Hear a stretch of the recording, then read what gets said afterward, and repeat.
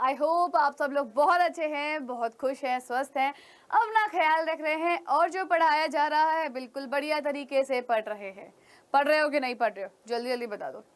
And जब आ गए हो तो फटाफट से अपने दोस्तों को भी बुला लो ताकि वो लोग भी आ जाएं और क्लास को ज्वाइन कर ले, क्योंकि आज हम लोग बात करने वाले हैं बहुत ही ज़्यादा इंपॉर्टेंट चीज़ों के बारे में। आज हम लोग बात करने वाले हैं मेल और फीमेल के रिप्रोडक्टिव सिस्टम यानी कि जनन तंत्र के बारे में, जो बहुत बार 5 नंबर में सवाल आता है ना। तो आज की क्लास होने वाली है बहुत ही मज़ेदार, बहुत ही ज़्यादा इंटरेस्टिंग। तो फटाफट से क्लास को लाइक कर दो, शेयर कर दो और अपने दोस्तों को कॉल करके बोल दो कि आ जाओ जल्दी आ जाओ, क्लास शुरू हो गई है। मैसेज कर दो, कॉल कर दो, बुला लो, आवाज़ लगा दो, लेकिन क्लास में होने चाहिए। कहते हैं ना, अ फ्रेंड इंडीड, अ फ्रेंड इंडीड, यानी कि सच्चा दोस्त वही है जो मुसीबत पे आपके काम आए। एंड मुसीबत क्या है यहाँ पर? ये चैप्टर। बिकॉज ये चैप्टर ऐसा है कि जब बच्चों को पता ही नहीं है उनके शरीर के बारे में, उनको पता ही नहीं है कि कौन सा उनका अंग जो है क्या काम कर रहा है, क्यों ज़रूरी है, क्यों ज़रूरी नहीं है, जब आपको पता ही नहीं होगा। एंड मोस्ट इम्पॉर्टेंट चीज़ ये कि पता ही नहीं होता है बच्चों को एक्चुअली में इस चैप्टर में पढ़ना क्या है। कई जगह पढ़ाया नहीं जाता है, कई जगह शर्मा शर्मा के पढ़ाया जाता है, कई जगह बच्चे शर्मा जाते हैं कि उफ हमें तो शर्म आ रही है, हम तो पढ़ ही नहीं पाएंगे। कई जगह अगर फीमेल टीचर्स होती हैं वो शर्मा जाती है, वो नहीं पढ़ा पाती हैं। ठीक है, मेल टीचर इस शर्म के मारे कि ओ लड़के और लड़कियां दोनों क्लास में बैठे हैं तो वो नहीं पढ़ा पाते हैं। बट यहाँ पर आपको फिक्र करने की कोई भी ज़रूरत नहीं है, क्योंकि ये टॉपिक यहाँ पर आपको एकदम बढ़िया तरीके से समझाए जाएंगे एंड विदाउट हेजिटेशन। ठीक है, तो जल्दी जल्दी क्लास को लाइक कर दो, आ गए हो तो चैनल को सब्सक्राइब भी कर लेना। ठीक है, एंड नोटिफिकेशन के लिए वो जो पड़ोस में घंटा बना हुआ है ना लाल रंग का, उसको दबा देना ताकि नोटिफिकेशंस आपको मिलते रहेंगे। अगर नोटिफिकेशन नहीं मिलेंगे तो आपको कैसे पता चलेगा कि विजेता मैम की क्लास आ गई है, राइट। तो चलो इसी बात पे शुरू कर देते हैं आज की क्लास। आई होप मोस्टली बच्चे आ चुके हैं, है ना, एंड सब लोग जो है इसी उसमें है इंतज़ार में कि मैडम अब चैप्टर शुरू कर दो।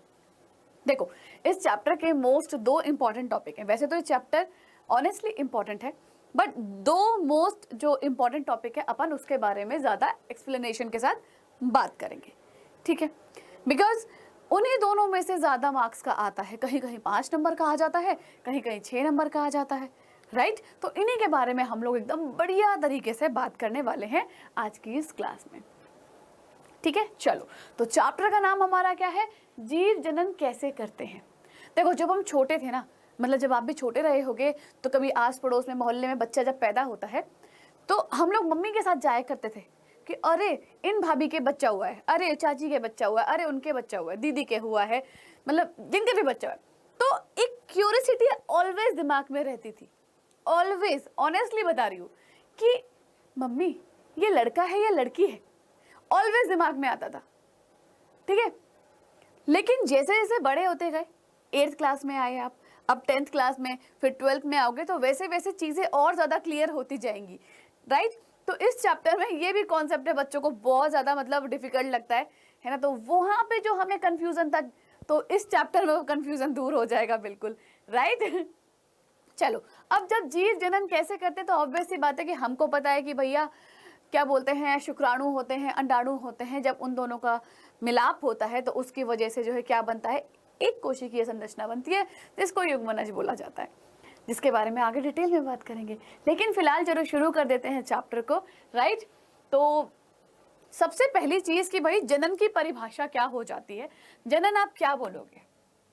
तो जनन की परिभाषा बहुत सिंपल सी है कि वो प्रक्रिया यानी कि वो प्रोसेस जहां पर जीव अपने जैसी ही संतति को क्या करता है, उत्पन्न करता है, या कहो कि पैदा करता है, जिसको हम क्या कहते हैं, संतति यानी कि ऑफस्प्रिंग कहते हैं। ठीक है, और वो अपने जैसी ही होनी चाहिए। जैसे हमारे माँ बाप हैं तो उनसे हम हैं तो हमसे हमारे बच्चे, मतलब इंसान से इंसान ही पैदा हो रहा है। कुत्ते से कुत्ता पैदा होगा, बिल्ली से बिल्ली पैदा होगी, शेर से शेर पैदा होगा, है ना। और गुलाब का पेड़ है तो उससे गुलाब का पेड़ ही आएगा, सूरजमुखी का अगर बीज है तो उससे सूरजमुखी पैदा होगा, आम की गुठली है तो आम का पेड़ बनेगा, पपीते के बीज है तो पपीता के पेड़ बनेगा। ठीक है, तो इससे क्या हो रहा है कि अपने जैसी ही संतति को पैदा करना क्या कहलाता है आपका? हाँ, ये कहलाता है जनन, राइट। और ये प्रक्रिया एक पीढ़ी से दूसरी पीढ़ी तक जीवन के स्थानांतरण को सुनिश्चित करती है। एक सवाल कभी कभी आ जाता है कि जनन क्यों जरूरी है। तो जनन क्यों जरूरी होता है भाई? अपने जो हमारा जो जीवन है, ठीक है, अपना परिवार है, उसकी निरंतरता को बनाए रखने के लिए। अब सपोज करो अगर कोई परिवार है, उसमें एक मतलब शादी हुई एक लड़के की, बहू घर में आती है, लेकिन अब होता क्या है कि वो लड़का अकेला होता है घर में, कोई दूसरा बच्चा ही नहीं है, ऐसे इमेजिन करो, है ना। अब वो जो लड़का है, जब उसका ना कोई दूसरा भाई बहन है, तो सोच के देखो कि अगर उसकी बीवी बच्चा पैदा नहीं कर पाती है तो क्या होगा। अगर उसकी बीवी बच्चा पैदा नहीं कर पाएगी तो बहुत ही सिंपल सी चीज है कि भाई उनकी जो पीढ़ी है वो वहीं पे खत्म हो जाएगी। ठीक है, हम वंश कैसे बढ़ाते हैं? बच्चों से बढ़ाते हैं। कई बार सुना होगा कि व्हाइट टाइगर्स खत्म हो गए हैं, व्हाइट टाइगर्स डेंजर जोन पे आ गए हैं, या ऐसे बहुत सारे पक्षी हैं जो डेंजर जोन पे आ गए हैं। ठीक है, तो इनमें क्या हो रहा है? हाँ, इनके लिए हम ये बोलते हैं कि भाई ऑब्वियस सी बात है कि जब अगर जनन नहीं होगा तो सिंपल सी चीज है, जनन नहीं होगा तो क्या होगा? हाँ, उनकी संतति आगे बढ़ेगी ही नहीं, दूसरी जनरेशन में जाएगी ही नहीं, और जो दूसरी जनरेशन में नहीं जाएगी तो क्या होगा? आगे बढ़ेगी ही नहीं। तो जनन क्यों जरूरी है? इस पृथ्वी के ऊपर जो भी क्या बोलते हैं आपका परिवार है, आपकी पीढ़ी है, आपका वंश है, उसमें निरंतरता बनाए रखने के लिए कि एक पीढ़ी से दूसरी पीढ़ी में बच्चे पैदा हो रहे हैं। अगर उस लड़के के बच्चे पैदा नहीं होंगे तो उनका वंश वहीं पे खत्म हो जाएगा, और वहीं अगर बच्चा पैदा करेगा, ठीक है, तो वंश आगे बढ़ेगा। कल को जो उसका लड़का पैदा हुआ है, लड़की भी पैदा हुई है, तो कह तो सकते हैं कि हाँ भैया इसका वंश चलाने के लिए आगे कोई है। ठीक है, इतनी चीज सबको क्लियर हो गई है ना? चलो बढ़िया है। अब जनन के प्रकार की बात करते हैं कि भाई जनन के प्रकार क्या होते हैं। देखो जनन के ना दो मेनली जो इंपॉर्टेंट टाइप्स हैं वो क्या है? इसके दो प्रकार होते हैं। ठीक है, एक आता है लैंगिक जनन,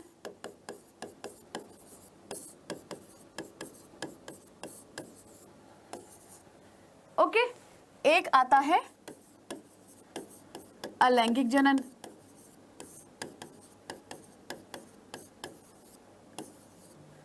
ठीक है, एक लैंगिक जनन है, एक अलैंगिक जनन है। इसको अपन क्या बोलते हैं? इसको कहते हैं सेक्सुअल रिप्रोडक्शन।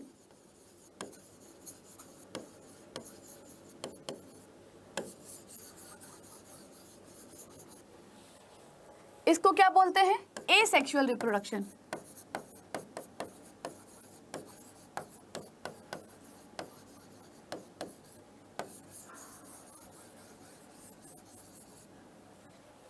ठीक है, सेक्सुअल और एसेक्सुअल रिप्रोडक्शन। ठीक है, इतनी चीज सबको क्लियर? सेक्सुअल और एसेक्सुअल रिप्रोडक्शन जिसको हम बोलते हैं। अब सेक्सुअल में होता क्या है कि यहां पर आपको दो जनकों की जरूरत है, एक आता है नर और एक आती है मादा। लेकिन एसेक्सुअल यानी कि अलैंगिक की बात करते हैं तो यहां पर सिर्फ एक ही जनक काफी है। यहां पे बस एक ही जनक बहुत है, चाहे वो नर है चाहे वो मादा है।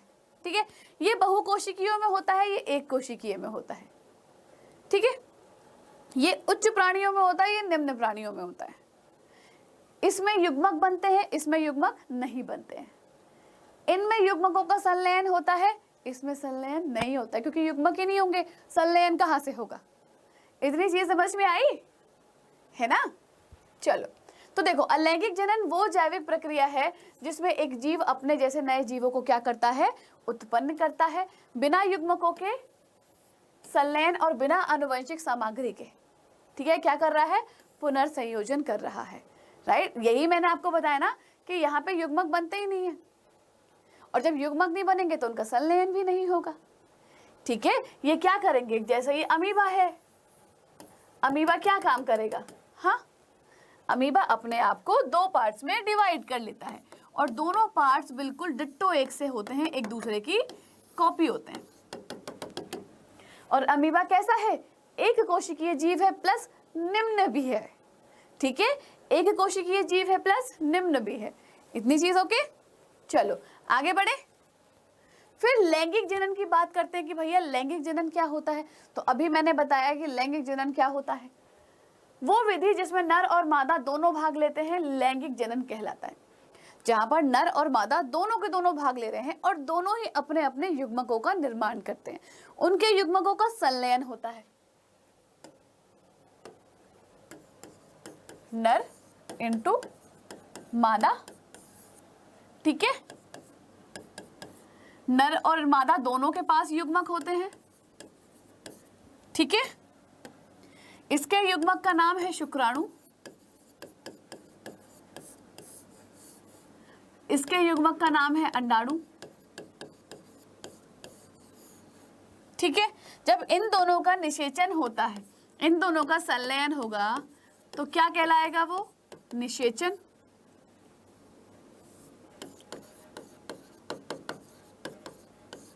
क्या बना लेगा, युग्मनज। क्या बनाएगा, युग्मनज बनाएगा। ये भी n होता है, ये भी n होता है और ये 2n बना लेता है, यानी कि जाइगोट। यही जो युग्मनज होता है आगे चल के क्या बन जाता है, भ्रूण बन जाता है, यानी कि एम्ब्रियो बन जाता है, ठीक है। क्या बोलेंगे, इसको बोलोगे आप जाइगोट, इसको क्या बोलोगे, एम्ब्रियो। आई होप इतनी चीज आप लोगों को क्लियर हो गई होगी, है ना। चलो अब इंपॉर्टेंट चीज कि यहाँ पर क्या होता है, अर्धसूत्री विभाजन होता है और निषेचन की क्रिया होती है। ये इंपॉर्टेंट डिफरेंस है, जो आपसे पूछा जाए तो आप लोग यहाँ पर लिख सकते हो, है ना। समझ में आ रहा है कि नहीं समझ में आ रहा है? बातें करने से काम नहीं चलता है भाई, बातें करोगे तो पछताओगे बाद में, ठीक है। जो दोस्त अभी हैं जिनसे बतिया रहे हो, जिनके ऊपर ज़्यादा फोकस कर रहे हो सकता है कि वो छुपके पढ़ते हो, आपको पता ही नहीं है, यहाँ सिर्फ दूसरों का टाइम वेस्ट करने आते हो, है ना। जैसे कि मेरे पास एक पिछले साल जो एक बच्चा था, ठीक है, 12th में, तो उसका मेरे पास मैसेज आया था कि मैंने बोला कि किस किस को पता है कि तुम लोग जो है मतलब तुम इससे ऑनलाइन क्लास हमसे पढ़ते हो, बैच में हो हमारे साथ।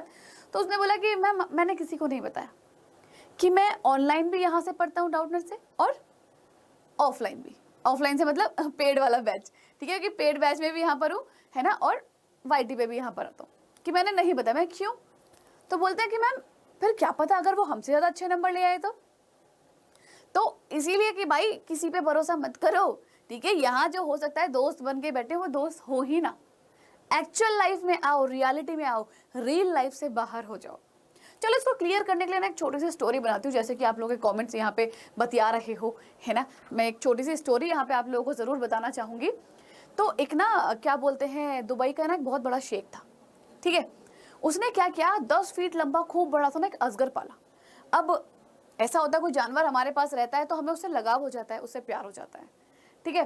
तो उसे क्या हो गया, उस अजगर से, सोचो उस अजगर से उसको प्यार हो गया कि हाँ ये तो मेरा जानवर है, इसको तो मैं अपने सीने से लगा के रखूंगा। जब वो खाता था तो अपने पास बिठाता था, सोता था तो वो साथ में सोता था बिस्तर के ऊपर। लेकिन अचानक से क्या हुआ कि उस अजगर ने ना खाना पीना छोड़ दिया। अब जो हमारे शेख साहब थे बहुत ज़्यादा परेशान कि भाई 2 दिन हो गए, 3 दिन हो गए, 4 दिन हो गए, ये तो खा ही नहीं रहा है, ऐसे तो ये मर जाएगा। अब उन्होंने क्या किया, उन्होंने जानवरों के डॉक्टर को बुलाया। उन्होंने कहा कि भाई डॉक्टर साहब देखो, ये तो खा ही नहीं रहा है, अब मैं परेशान हूँ कि ये क्यों नहीं खा रहा है।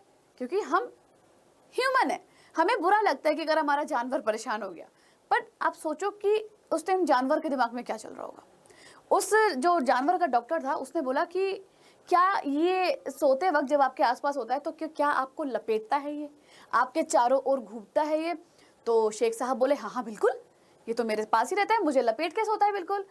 तो वो डॉक्टर कहते हैं कि भाई समय आ गया है, इसको आप कहीं जंगल में या जू में छोड़ाओ, क्योंकि ये आपको निगलने की तैयारी कर रहा है।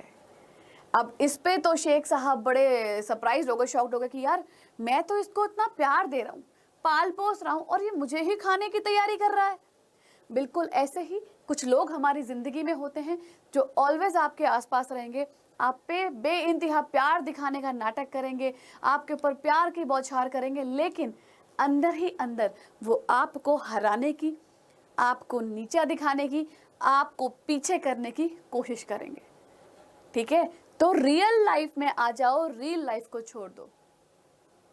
राइट, आज के टाइम पे आप किसी पे भरोसा नहीं कर सकते हो सिवाय अपने माँ बाप के, अपने भाई बहन के। राइट, चलो आई होप इस स्टोरी से आप लोगों को बहुत अच्छा सीखने को मिला होगा, है ना। एंड जब भी पढ़ोगे तब आप ये बातें नहीं करोगे फालतू की कि ओ तुम कैसी हो, मैं कैसी हूँ, फलाना ढिमकाना, ये सब वो सब नहीं। पढ़ाई पे फोकस करना है, ओनली एंड ओनली पढ़ाई, सिर्फ आपका करियर। ओके, चलो आगे बढ़ जाते हैं। चलो अब निषेचन के बारे में बता दिया मैंने, निषेचन को हम फर्टिलाइजेशन कहते हैं। तो नर युग्मक शुक्राणु और मादा युग्मक अंडाणु, इन दोनों का संलयन जो होता है उसको हम निषेचन कहते हैं। बस अभी यही तो बताया है मैंने यहाँ पे आपको, देखो है ना। नर युग्मक शुक्राणु होता है, गतिशील है, जनन कोशिका को नर युग्मक कहते हैं। ठीक है, यानी कि ऐसे करके ऐसे ये शुक्राणु होता है, ये बहुत ज्यादा गतिशील होता है क्योंकि इसकी पूंछ होती है, इसके पास माइटोकॉन्ड्रिया होता है जो इसको आगे बढ़ने की एनर्जी देता है। मादा युग्मक जिसको हम अंडाणु कहते हैं, जनन कोशिका है ये जो भोजन का भंडार जो है संचित होता है इसमें, और इसको मादा युग्मक कहते हैं। मतलब जो इसके अंदर क्या बोलते हैं, जो ऐसी जनन कोशिका जो इससे आके मिल जाती है। ये रहा आपका, ये शुक्राणु, ये अंडाणु, ये भी एन होता है और ये भी एन। ठीक है, ओके। चलो अब लैंगिक जनन की अगर भाग की बात करते हैं ना हम लोग, तो लैंगिक जनन देखो दो में होता है, दो प्रकार से होता है। एक होता है पौधों में, ठीक है, पौधों में लैंगिक जनन यानी कि sexual reproduction in plants, and second one होता है जंतुओं में या प्राणियों में लैंगिक जनन, जिनको हम कहते हैं sexual reproduction in animals. Right, हमको यहाँ पर क्या पढ़ना है, अभी फिलहाल हम इन पौधों के बारे में बात नहीं करेंगे। अभी हमें क्या पढ़ना है, ओनली इस बी वाले पॉइंट के बारे में अपन डिस्कस करेंगे कि जंतुओं में लैंगिक जनन, या जिसको आप प्राणी भी कह सकते हो, ठीक है, जिसको आप प्राणी भी कह सकते हो, प्राणी में लैंगिक जनन। राइट, इतनी चीज सबको क्लियर है ना। चलो भाई बढ़ जाते हैं आगे।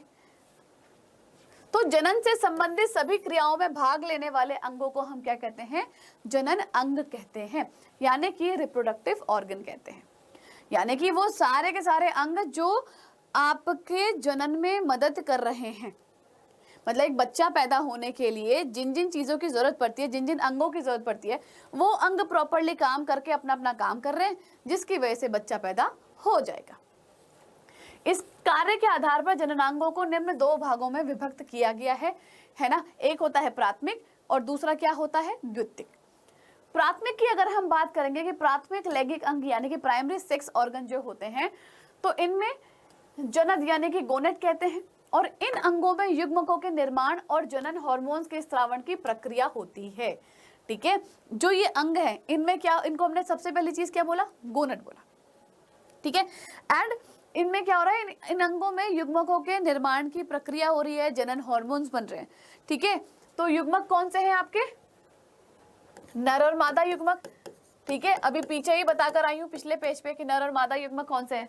राइट, अब यहाँ पे क्या हो रहा है, पीयूष ग्रंथि के अग्रभाग से स्रावित गोनाडोट्रोपिन हार्मोन जो होता है, ये जो जनन है इनकी वृद्धि और कार्य को नियमित करता है। ठीक है, ओके।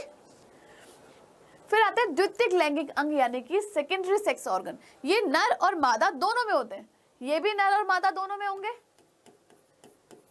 ठीक है, दोनों में होंगे, एंड ये भी नर और मादा दोनों में होंगे। ओके, इन्हें सहायक लैंगिक अंग भी कहा जाता है ना, यानी कि ये सहायता करने का काम करते हैं। जैसे कि ये अंग प्राथमिक लैंगिक अंग की भांति ना ही युग्मक बनाते हैं और ना ही हार्मोन्स का स्रावण करते हैं, बल्कि ये जनन प्रक्रिया में सहायता प्रदान करते हैं। राइट, चलो अब अगर मैं यहाँ पे आपको क्लियर करूं, यहाँ पे मैं अगर आपको बोलूं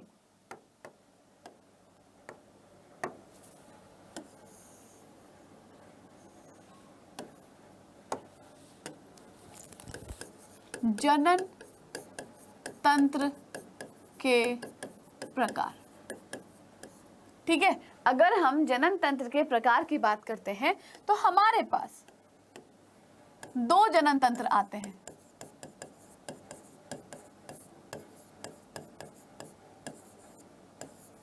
ठीक है, कौन कौन से हैं 2 जनन तंत्र? नर जनन तंत्र पहला, ठीक है, दूसरा मादा जनन तंत्र। ओके, नर जनन तंत्र और मादा जनन तंत्र। नर जनन तंत्र को हम क्या बोलते हैं? इसको हम कहते हैं मेल रिप्रोडक्टिव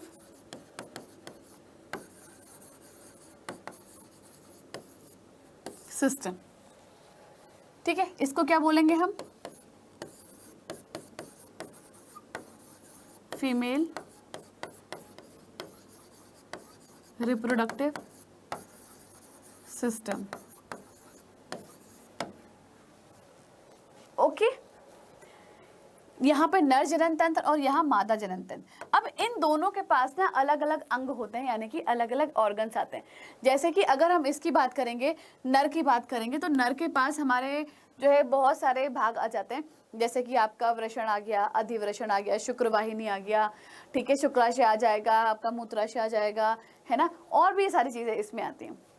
मादा जनन तंत्र में भी सेम ऐसी होता है, ठीक है, अंडाशय आ जाएगा, आपकी फेलोपियन नलिका आ जाएगी, आपकी है ना योनि आ जाएगी, गर्भाशय आ जाएगी, गर्भाशय की 3 लेयर्स आ जाएंगी, और गर्भाशय ग्रीवा आ जाएगी। ये सारी चीजें इसमें आती हैं। और प्लस इसमें एक और चीज आती है जिसको हम कहते हैं स्तन ग्रंथि। स्तन ग्रंथि जो होती है बच्चा पैदा होने के बाद बच्चे को दूध पिलाने के लिए काम आती है, वो भी आपके मादा जनन तंत्र में ही आती है।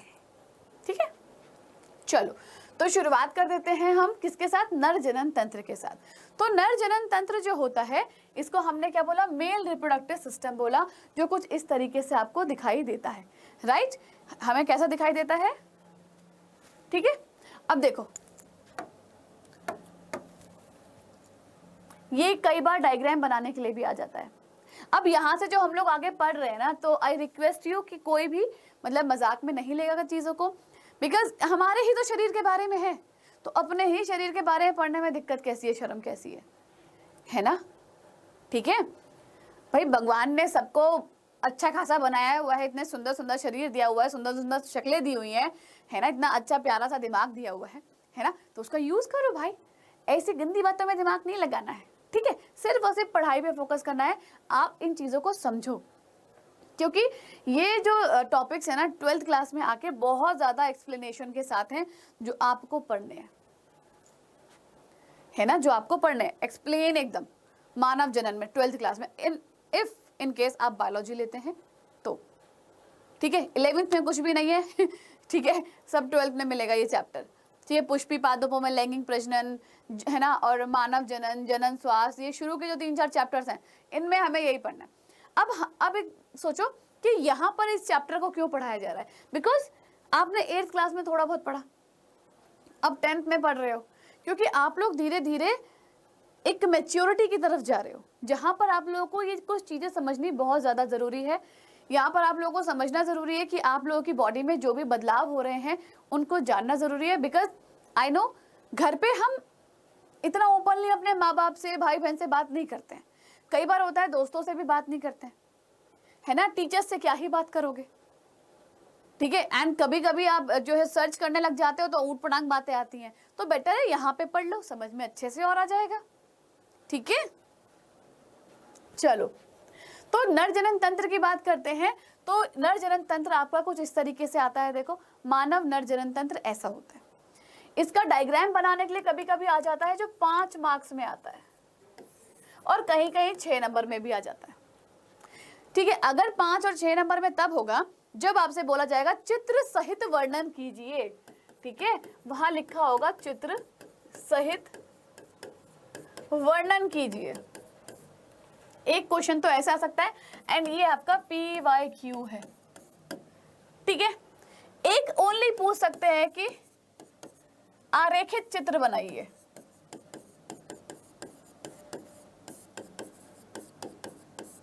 ठीक है, ये भी आपका PYQ है। ठीक है, लेकिन ये जब आएगा तो ये आपका 3 नंबर में आएगा, और ये जब आ सकता है तो 5 या 6 नंबर में आ सकता है। तो इसीलिए आपको ये बहुत ही ध्यान से बनाना है, सीखना है, ठीक है।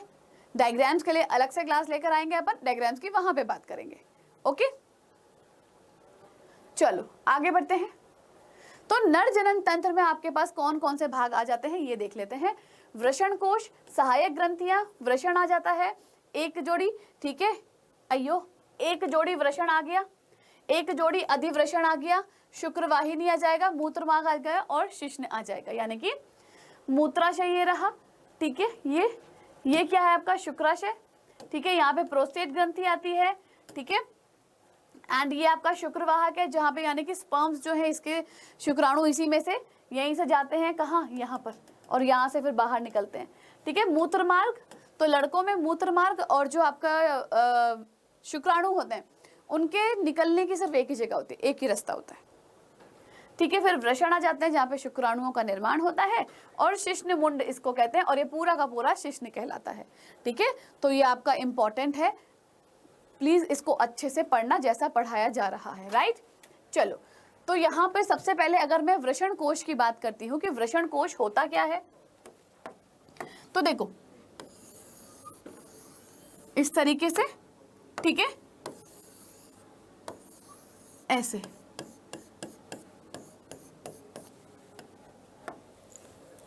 ये क्या है, ये होते हैं वृषण, है ना। और ये जो व्हाइट वाला है ये क्या है, वृषण कोश,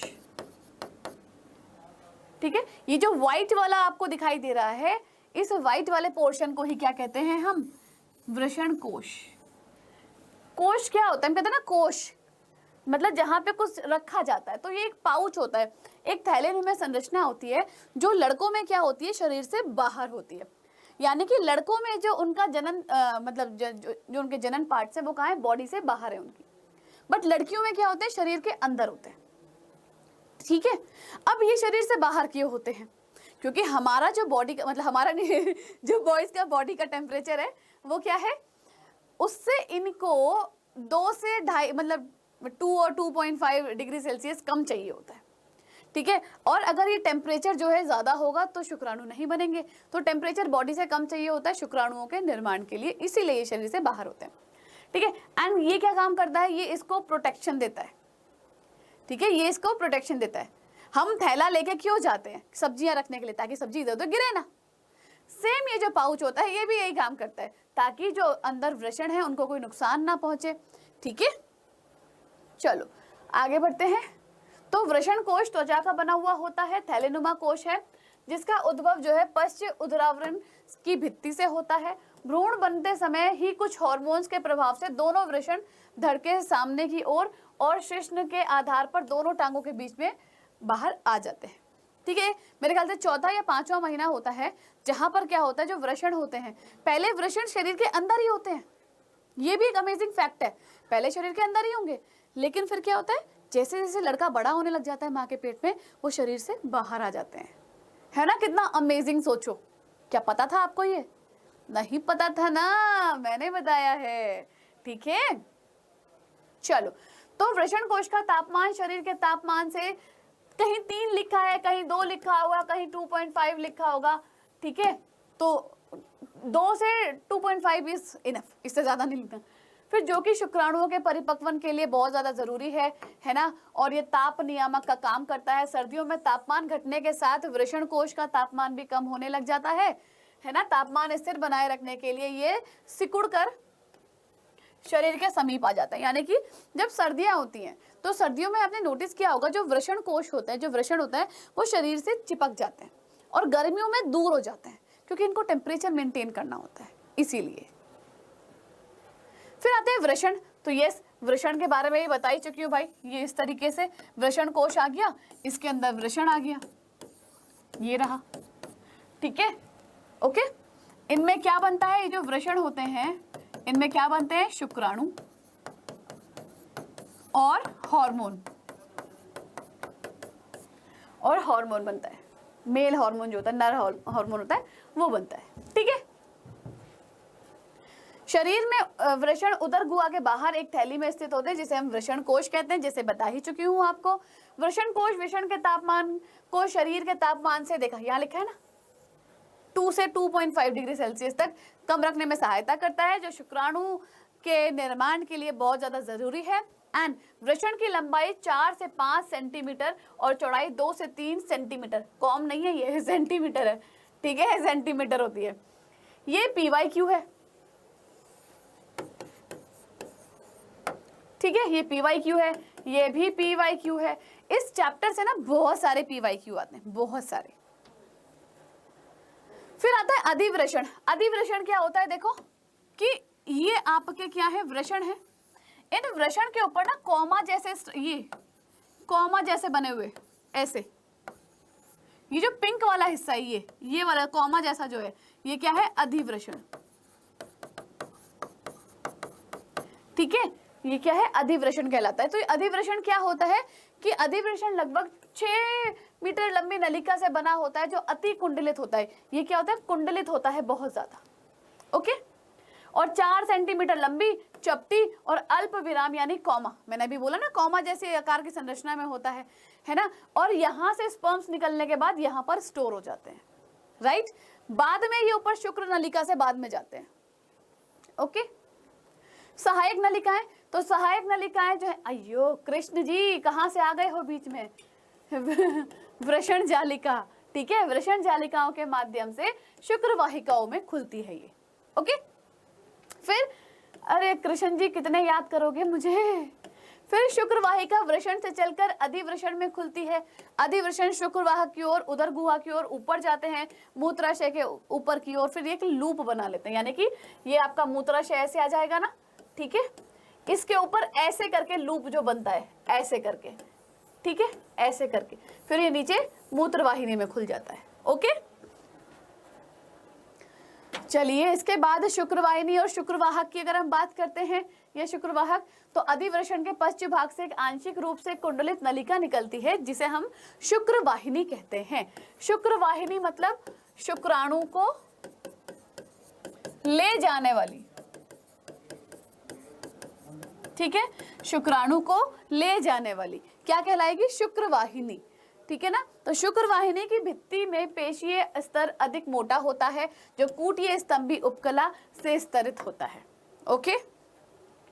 मूत्र मार्ग की बात अगर हम करते हैं, तो जिसको यूरेथ्रा कहते हैं, तो मूत्राशय यानी कि यहाँ पे ये आता है ऐसे ना, ऐसे करके जो ऐसे होता है, ठीक है, और इसके बाहर क्या होता है, यहाँ पर ऐसे पीनस आ जाता है ऐसे करके। तो ये वाला हिस्सा क्या होता है, ये पूरा हिस्सा होता है मूत्र मार्ग, ये क्या है, मूत्राशय, यानी कि यहाँ पे मूत्र स्टोर होता है और मूत्र मार्ग के द्वारा बाहर निकलता है, ठीक है।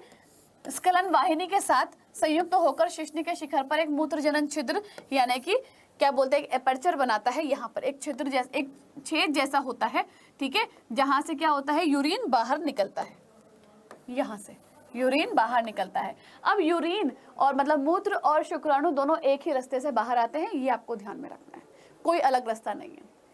फिर बाह्य जनेंद्रियों में हमारे पास शिश्न आ जाता है, जो पुरुष की बाहरी जनेंद्रिय होता है, ठीक है, एक्सटर्नल जेनाइटल जिसको हम बोलते हैं। और ये स्पेशल टाइप के उत्कों से बना होता है, जो उसको टाइट बनाने में उसको हेल्प करते हैं, ठीक है। और जो वीर्यसेचन है, ठीक है, यानी कि इंसेमिनेशन, उसमें हेल्प करते हैं, यानी कि शुक्राणुओं को बाहर निकालने में शिश्न से, ठीक है। देन इसके बाद नेक्स्ट हमारे पास आता है वीर्य, जिसको हम कहते हैं सीमेन। बहुत सारे लोगों को बहुत कंफ्यूजन होता है कि वीर्य क्या होता है, पता ही नहीं होता वीर्य क्या होता है। तो भाई वीर्य जो व्हाइट कलर का डिस्चार्ज निकलता है ना, उसी को हम वीर्य बोलते हैं, शुक्राणु नहीं बोलते हैं। उसमें कुछ ऐसी चीजें होती हैं, तो वो चीजें मिलके जो है क्या और शुक्राणु मिलके वीर्य बनाता है, ठीक है। तो सहायक जनन ग्रंथियों और शुक्राणुओं का एक तरल मिश्रण होता है, एक श्वेत चिपचिपा और क्षारीय, ठीक है, जो 7.3 से लेकर 7.5 जिसका पीएच होता है, ये द्रव्य होता है। एक बार मैथुन क्रिया के दौरान वीर्य से कितना 2.5 से लेके 4 मिलीलीटर तक हो सकती है इसकी मात्रा, जिसमें शुक्राणुओं की संख्या 40 करोड़ तक हो सकती है। 40 करोड़ मतलब एक बार अगर बॉडी से शुक्राणु बाहर निकल रहे हैं, वीर्य बाहर निकल रहा है, तो 40 करोड़ शुक्राणु निकल रहे हैं। और उन 40 करोड़ में से सिर्फ एक ही होता है जो अंडे को निषेचित करता है, यानी कि 14 से 15 लाख बच्चे हर साल 10th का एग्जाम देते हैं, हो सकता है ज्यादा भी हो, उनमें से एक ही बच्चा होता है जो टॉप करता है। तो देख लो आपको कौन सा शुक्राणु बनना है, टॉप करने वाला या पीछे ही रह जाने वाला, सोच लो, डिसीजन आपका है। नहीं पढ़ो लिखोगे तो वो जो 40 करोड़ शुक्राणुओं में से जो एक होता है ना शुक्राणु जो बच्चा बनाने का काम करता है, कभी नहीं हो पाएगा भाई, ठीक है। आप फिसड्डी रह जाओगे, टॉपर नहीं बन पाओगे, समझ गए। अब आता है स्त्री जनन तंत्र, जो हमारी जो नाभि होती है ना, नाभि से नीचे का जो हिस्सा होता है उसमें पाया जाता है, प्लस यहाँ पर आपकी स्तन ग्रंथियां भी आती हैं, ठीक है। तो स्त्री या मादा जनन तंत्र जो होता है ये बहुत सारे काम करता है, जैसे कि कौन कौन से काम करता है, आप कह सकते हो निषेचन होता है, भ्रूण, ठीक है, विकास होता है, गर्भधारण होता है, दुग्धन, ये सारी की सारी चीजें मादा के शरीर में होती है, स्त्री जनन तंत्र में होती हैं, ठीक है, जो इस तरीके से आपके शरीर में मौजूद होता है। अब भाग कौन कौन से हैं भाई, कि एक जोड़ी अंडाशय है ना, डक सिस्टम यानी कि फेलोपियन ट्यूब जहां पर आती है, गर्भाशय, योनि, स्तन ग्रंथियां और वल्वा, ये आ जाता है। ओके, अगर इसमें कोई खाली पेज है, यस है, इसी के बाद है, चलो। तो इसके अनुसार इसमें निम्न भाग है, प्राथमिक भाग होता है अंडाशय, सहायक जनन अंग होते हैं अंडवाहिनी, गर्भाशय, योनि, गर्भाशय, ग्रीवा, सहायक ग्रंथियां यहाँ पे होती है स्तन ग्रंथि और बार्थोलिन ग्रंथि, और बाह्य जनन अंग आ जाते हैं यहाँ पर, राइट। क्लास में समझ में आ रहा है कि नहीं आ रहा है, पहले ये बोलो, क्लियर हो रही है ना चीजें, है ना, बस चीजें समझ में आनी चाहिए, बाकी तो कोई दिक्कत नहीं है। ओके, चलो, तो इसके हिसाब से अगर मैं जनन तंत्र बनाऊंगी तो भाई ये 5 नंबर में आता है, भाई इंपॉर्टेंट है, ये चीज ध्यान रखना, वेरी इंपॉर्टेंट है।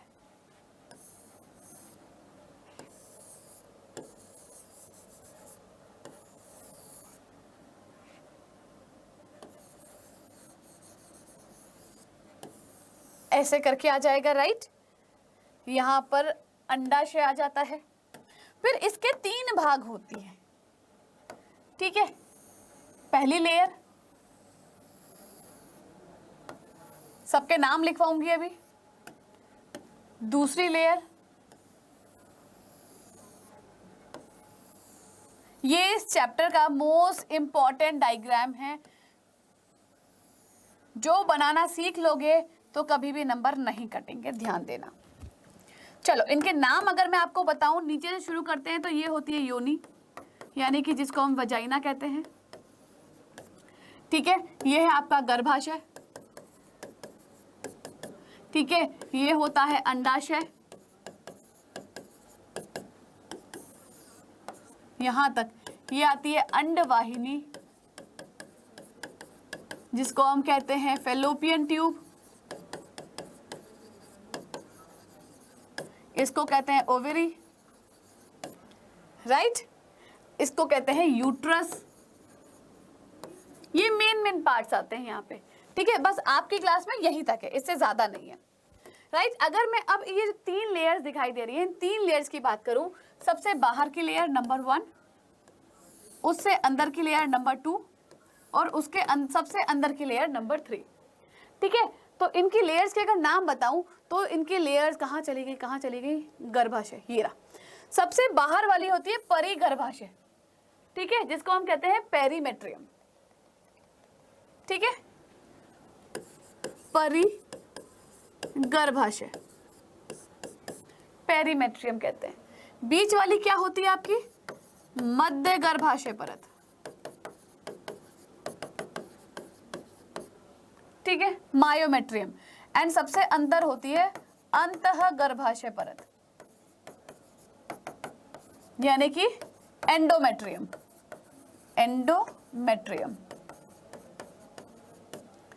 मायोमेट्रियम,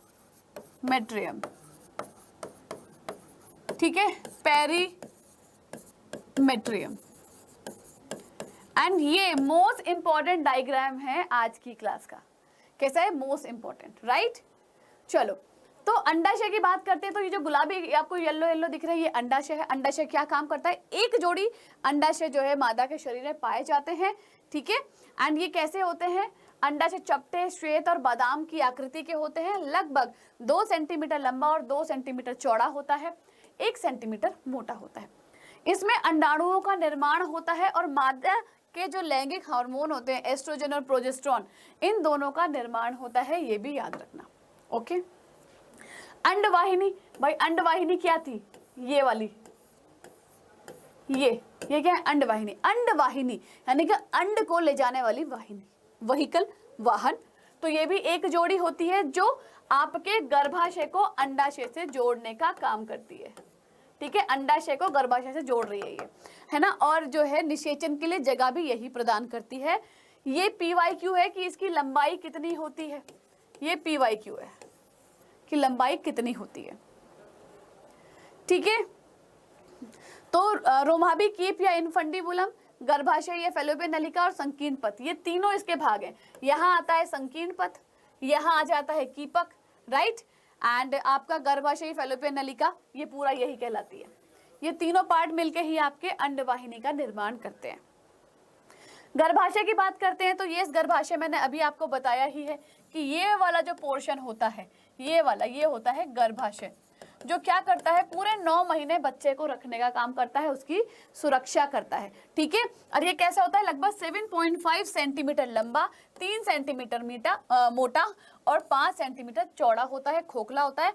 एंड ये PYQ है, नाशपाती के आकार, नाशपाती के आकार का होता है, ये PYQ है, राइट। फिर गर्भाशय में 3 परत होती है, यानी ये तीनों परतों के बारे में मैं आपको ऑलरेडी बता चुकी हूँ, जो इस तरीके से मौजूद होती हैं, तीनों की तीनों परत। ठीक है, ओके ओके, ये इसके बारे में हो गया। और लास्ट में आता है वेजाइना, यानी कि योनि जिसको हम कहते हैं। तो योनि कौन सा वाला भाग आता है, यहाँ पर। ये योनि किस काम में आती है भाई, एक तो जो नर का शिश्न होता है, ठीक है, वो इस योनि के द्वारा ही मादा के शरीर के अंदर शुक्राणुओं को क्या करता है, छोड़ने का काम करता है। पहला काम ये हो गया। दूसरा काम कि ये क्या होती है, बर्थ कैनाल, यानी कि यहीं से क्या होता है, बच्चा पैदा होता है अगर नॉर्मल डिलीवरी में आता है। तीसरा, आपका जो पीरियड्स होते हैं, है ना, क्या बोलते हैं, जो उसमें से जो रक्त का बहाव होता है वो भी यहीं से होता है। अगर मूत्र मार्ग की बात करते हैं तो मूत्र यानी यूरिन भी यहीं से बाहर निकलता है। तो ये इसके मेन काम होते हैं। ठीक है, एंड यस, आज की क्लास में यही था। तो अब मुझे बताओ कि आज आप लोगों को क्लास में मजा आया या नहीं आया है। आई होप आज की क्लास में आप लोगों ने सच में अच्छे से पढ़ाई की है ना। आई नो बहुत सारे बच्चों ने बहुत सारी बातें भी की हैं, बट इट्स ओके, बहुत सारे बच्चों ने अच्छे से पढ़ाई भी की है। मैं चाहती हूँ जिन्होंने नहीं पढ़ा है, भले चाहे अभी आप लोगों ने बतियाया है, बट एक बार क्लास देख लेना बाद में, ठीक है, क्योंकि आपके काम ही आएगी एग्जाम में लिखने के, राइट। चलिए फिर आज की क्लास को यहीं पे समाप्त करते हैं। आई होप सारी चीज़ आपको क्लियर हो गई होंगी। मिलेंगे आप सभी से नेक्स्ट क्लास में, तब तक के लिए टाटा।